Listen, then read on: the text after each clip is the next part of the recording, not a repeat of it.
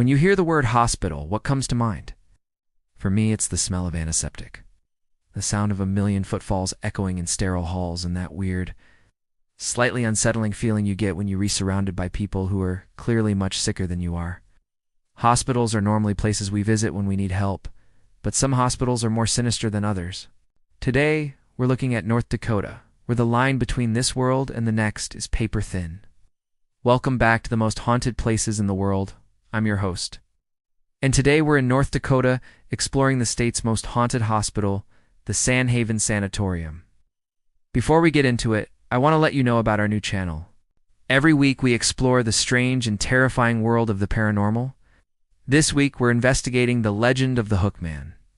Join us as we look at the history behind the Hookman myth and investigate whether there could be any truth to the legend.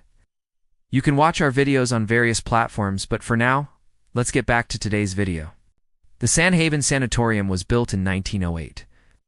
Initially called the North Dakota Soldiers Sanatorium, or in DSS, it was originally constructed to treat tuberculosis, a disease that killed over 250,000 Americans each year around the turn of the 20th century. Ow.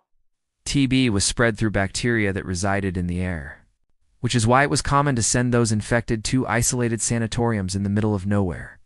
The NESS was located just outside of the small town of Sanhaven, which at the time had a population of about 300 people.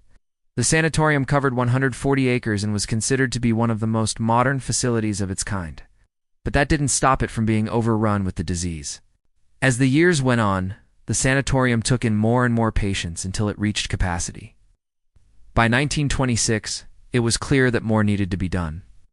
So the facility underwent a series of expansions, adding 400 beds to accommodate the influx of patients. Unfortunately, these efforts were in vain. The Great Depression hit, and the federal government pulled all funding for the sanatorium, forcing them to close their doors in 1934. After 25 years of operation, the North Dakota Soldiers Sanatorium was no more. But that's not the end of the story. It's just when things get really weird. After the sanatorium was abandoned, rumors began to spread that one of the patients was never actually human to begin with. Before the building was torn down, several witnesses claimed to have seen the ghost of a Native American woman wandering the halls.